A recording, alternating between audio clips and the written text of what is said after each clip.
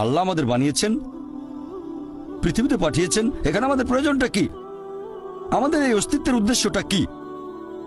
আল্লাহ এর উত্তরে বলেছেন সূরা মুলক অধ্যায় নম্বর 67 আয়াত নম্বর 2। আল্লাহ বলেছেন আল্লাযী খালাকাল মাউতা ওয়াল হায়াতা, যে আল্লাহ সৃষ্টি করেছেন মৃত্যু ও জীবন পরীক্ষার জন্য। কে তোমাদের মধ্যে কর্মে উত্তম? আল্লাহ সৃষ্টি করেছেন জীবন ও মৃত্যু পরীক্ষার জন্য। কে তোমাদের মধ্যে কর্মে উত্তম? আল্লাহ পবিত্র কোরআনে বলেছেন সূরা আলে ইমরান অধ্যায় নম্বর 3 আয়াত 185। আল্লাহ বলেছেন কুল্লু নাফসিন যায়কাতুল মউত, প্রত্যেক জীব মৃত্যুর স্বাদ গ্রহণ করবে, আর চূড়ান্ত বিচার হবে রোজ কিয়ামতের দিনে। যাকে সেদিন দোজখ থেকে রক্ষা করা হবে আর বেহেশতে দাখিল করা হবে, সেই পৃথিবীর উদ্দেশ্য অর্জনের সফল কাম। কারণ এই পার্থিব জীবন ছলনাময় ভোগ ব্যতীত আর কিছুই নয়। তার মানে এই পৃথিবীতে আমাদের ইহকাল, এটা পরকালের জন্য একটা পরীক্ষা। যদি আল্লাহ সুবহানাহু ওয়া তাআলার আদেশগুলো মেনে চলেন তাহলে পরকালের জীবনে বেহেশতে যেতে পারবেন, আর আদেশগুলো না মানলে বেহেশতে যেতে পারবেন না, দোজখে যাবেন। তাহলে এই জীবন আমাদের অস্তিত্বের পেছনের উদ্দেশ্য। আল্লাহ বলছেন পরকালের জন্য পরীক্ষা। আর আল্লাহ পবিত্র কোরআনে বলেছেন সূরা আনকাবুত অধ্যায় নম্বর 29 আয়াত নম্বর 2 যে তোমরা কি মনে করো আমরা ঈমান এনেছি এটা বললেই তোমাদের ছেড়ে দেওয়া হবে? তোমাদের অবশ্যই পরীক্ষা নেব।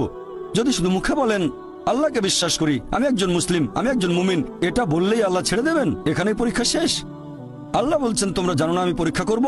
শুধু বললেন আমি একজন মুসলিম, শুধু মুখে বললেন আমি বিশ্বাসী, মুখে বললেন আমি আল্লাহর কাছে নিজের ইচ্ছাকে সমর্পণ করি, তাহলে আপনাকে ছেড়ে দেওয়া হবে না। আল্লাহ অবশ্যই পরীক্ষা করবেন। আল্লাহ পবিত্র কোরআনে বলেছেন সূরা বাকারা অধ্যায় নম্বর 2 আয়াত নম্বর 155 আমি অবশ্যই তোমাদের পরীক্ষা করব ক্ষুধার ভয় দিয়ে, জীবন আর ধন সম্পদের ক্ষয়ক্ষতি দিয়ে এবং ফল ও ফসলের ক্ষয়ক্ষতি দিয়ে। আর শুভ সংবাদ দাও তাদের যারা ধৈর্যশীল। আল্লাহ সবাইকে পরীক্ষা করবেন ভয় দিয়ে, ক্ষুধা দিয়ে, জীবন আর ধন সম্পদের ক্ষয়ক্ষতি দিয়ে, ফল ফসলের ক্ষয়ক্ষতি দিয়ে। আল্লাহ অবশ্যই পরীক্ষা করবেন। আর আল্লাহ এক একজনকে এক একভাবে পরীক্ষা করেন। আল্লাহ পবিত্র কোরআনে বলেছেন সূরা আনাম অধ্যায় নম্বর 6 আয়াত নম্বর 165। আল্লাহ বলেছেন যে তিনি কিছু মানুষকে অন্যদের তুলনায় বেশি মর্যাদা দান করেছেন।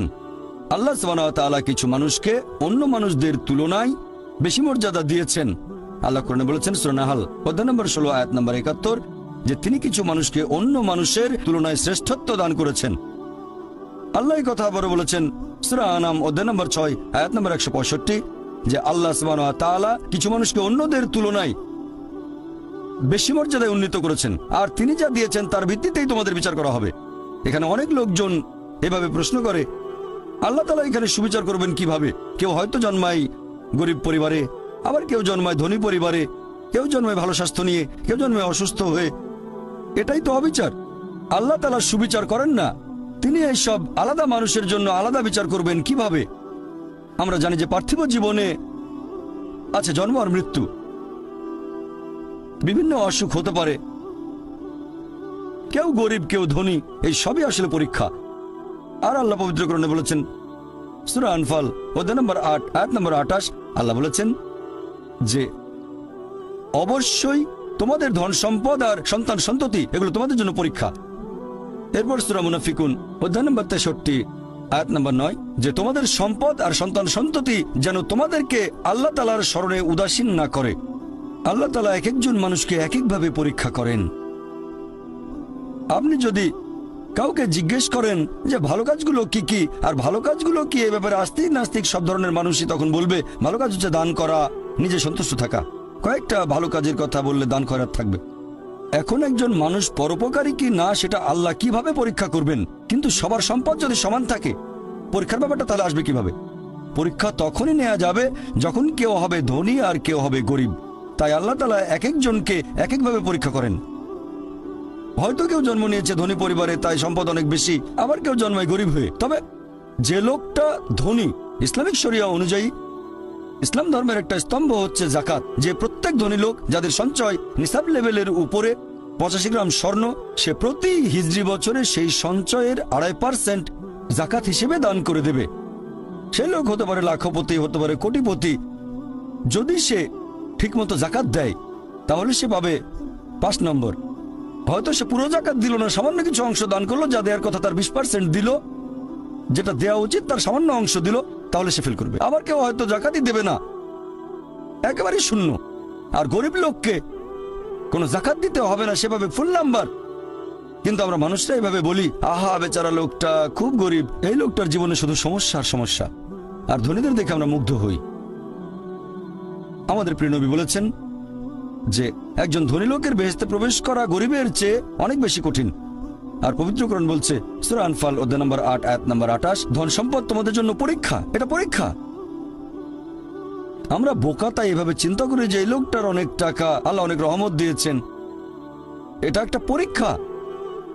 যদি এই রহমত ঠিক মতো ব্যবহার না করেন, এটা অবশ্যই রহমত, তবে এই পরীক্ষায় ফেল করার সম্ভাবনা অনেক বেশি। যেমন ধরেন বোর্ডের একটা পরীক্ষার প্রশ্ন গত বছরের কথা, 2 বছর আগের কথা, 2002 সালের কথা।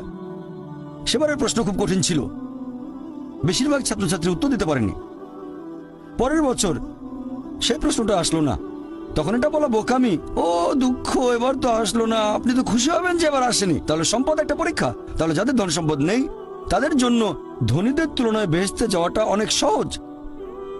আল্লাহ এক একজনকে এক একভাবে পরীক্ষা করেন। সেজন্য আল্লাহ বলেছেন তোমাদের ধন সম্পদ যেন তোমাদেরকে আল্লাহ তাআলার স্মরণে উদাসীন না করে, এটা একটা পরীক্ষা। আরেকটা পরীক্ষা হচ্ছে সন্তুষ্টি, নিজে সন্তুষ্ট থাকা।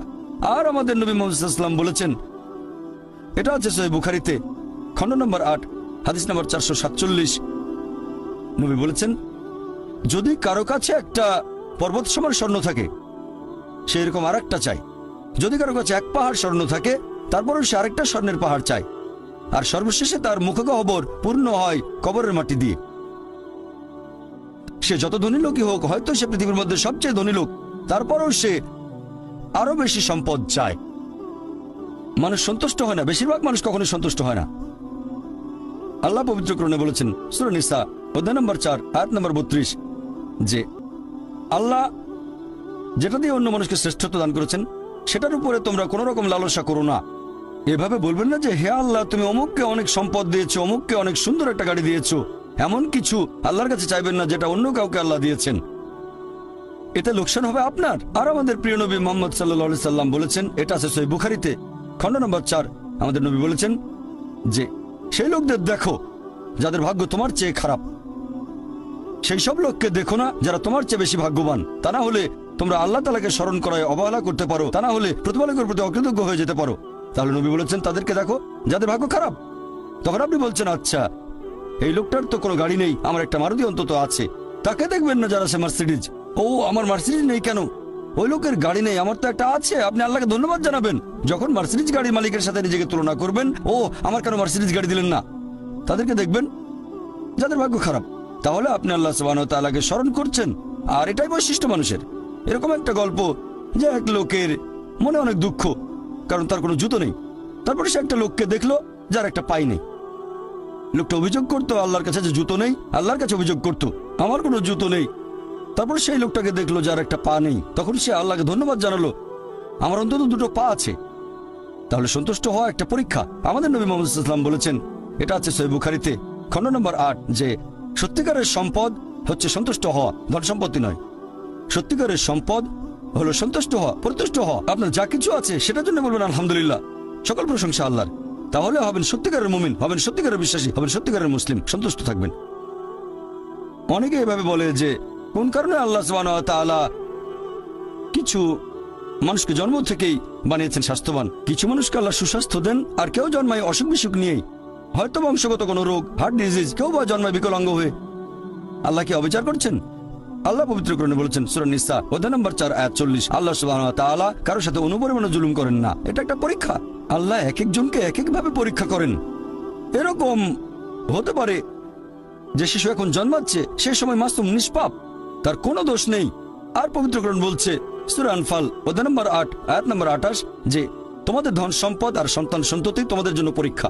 আল্লাহ কথাটা আবারও বলেছেন অধ্যায় নম্বর 63 আয়াত নম্বর 9 যে তোমাদের ধন সম্পদ সন্তান সন্ততি তোমাদেরকে যেন আল্লাহ তাআলার স্মরণে উদাসীন না করে। এরকম হতে পারে যে পরীক্ষা নেওয়া হচ্ছে বাবা মার, এটা বাবা মার জন্য পরীক্ষা।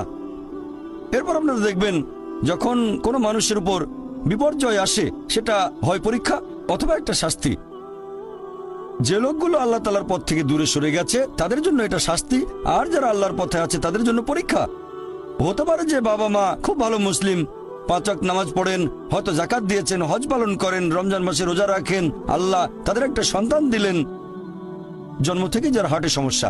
সত্যিকারের মুসলিম, সত্যিকারের মুমিন বলবে আলহামদুলিল্লাহ, আল্লাহ তাআলা তোমাকে অনেক ধন্যবাদ, আল্লাহ তাদের পরীক্ষা করছেন। আরেকটা লোক যে কৃতজ্ঞ নয় আর এই পরীক্ষায় হয়তো পাশও করবে না, সে বলবে কেন, সে লাফালাফি শুরু করবে, আল্লাহর কাছে অভিযোগ করবে যে কেন আল্লাহ তাআলা আমাকে এমন বিকলাঙ্গ সন্তান দিলেন জন্ম থেকে যার হার্টের সমস্যা।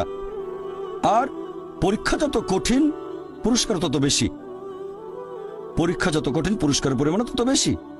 যেমন ধরেন আপনি পরীক্ষা দিচ্ছেন বিএ ডিগ্রি এক্সামিনেশন, যদি পাশ করেন তাহলে আপনি graduate, BA graduate in arts. তবে যদি এমবিবিএস পরীক্ষায় পাশ করেন তাহলে গ্র্যাজুয়েট হবেন, নামের আগে ডক্টর বসাবেন, ডক্টর।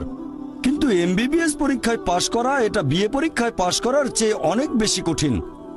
তাহলে পরীক্ষা যত কঠিন পুরস্কারও তত বেশি। হতে পারে আল্লাহ এই বাবা মাকে সাধারণ বেহেশতে পাঠাতে চান না, পাঠাবেন জান্নাতুল ফেরদৌসে। তারা ধার্মিক, তারপরও আল্লাহ তাদের বেশি পুরস্কার দিতে চাচ্ছেন। আর এই কারণে আমাদের প্রিয় নবী মুহাম্মদ সাল্লাল্লাহু আলাইহি সাল্লাম বলেছেন, এটা আছে সুনান আল তিরমিজিতে, এক লোক জিজ্ঞেস করলো এই পৃথিবীতে কাকে সবচেয়ে বেশি পরীক্ষা দিতে হয়? নবী উত্তরে বললেন যে আল্লাহ সুবহানাহু ওয়া তাআলার সকল নবী রাসূলকে সবচেয়ে বেশি পরীক্ষা দিতে হয়। এরপরে যারা নবী রাসূলগণের ঘনিষ্ঠ, যারা নবী রাসূলগণের মতো, তারপরে যারা সাহাবীগণের মতো। আর একজন লোকের ঈমান যত বেশি মজবুত পরীক্ষাটাও তত বেশি কঠিন। তাকওয়া যত বেশি থাকে আল্লাহ তত কঠিন পরীক্ষা দেবেন। আপনি কোথাও এমবিবিএস নিয়ে পড়াশোনা করছেন কারণ বেশি নম্বর পেয়েছিলেন এইচএসসিতে, সেজন্য এখানেও পরীক্ষা কঠিন। এমবিবিএস পাশ করাটাও বেশ কঠিন। তাহলে এখানেও নবী রাসূলগণের তাকওয়ার সাথে সাধারণ মানুষের তাকওয়ার কোনো তুলনায় হয় না। যেহেতু তারা ছিলেন নবী এবং রাসূল, তাই তাদেরকেও পরীক্ষা করা হয়েছে। কোনো নবী রাসূলকে এই পরীক্ষা না নিয়ে ছেড়ে দেওয়া হয়নি। তাদের তাকওয়া লেভেল অনেক উপরে। নবী রাসূলকে অনেক বেশিবার পরীক্ষা করা হয়েছে সাধারণ মানুষের চেয়ে। আপনার বাচ্চা অনেক বেশি, অনেক কঠিন। তাহলে আপনার তাকওয়া যদি বেশি হয় আল্লাহ আপনাকে পরীক্ষা করবেন। সত্যিকারের মুমিন কোন বিপর্যয়ের মধ্যে পড়লে বলে সুবহানাল্লাহ, সকল প্রশংসা আল্লাহর, আলহামদুলিল্লাহ। সে ধরে নেয় এটা একটা পরীক্ষা। কোনো বিপর্যয় আসলে সেটা হয় একটা পরীক্ষা অথবা একটা শাস্তি। নবীগণের তাকওয়া অনেক বেশি, তাদের জন্য এটা শাস্তি না, এটা পরীক্ষা। আর তারা পাশ করেছেন। যদি কারো জীবনে কোনো ভালো কিছু ঘটে সেটা হয় একটা পুরস্কার অথবা পরীক্ষা। সম্পদ হতে পারে পুরস্কার অথবা একটা পরীক্ষা। ভালো কোনো কিছু ঘটলে সেটা হয় পুরস্কার, নয়তো একটা পরীক্ষা। অনেকে আল্লাহর পথ থেকে দূরে সরে যায়, তারপরে বলে আমাকে সম্পদ দাও, আল্লাহর সম্পদ দেন, তারপরে তারা পরীক্ষা ফেল করে। তাহলে এই পৃথিবীতে তারা তাদের ইচ্ছে মতো আরামায়েশ করে, কিন্তু আখিরাতে শুধু ক্ষতিগ্রস্ত হয়। দান একটা পরীক্ষা, সন্তুষ্ট হওয়া পরীক্ষা, সন্তান সন্ততিও পরীক্ষা।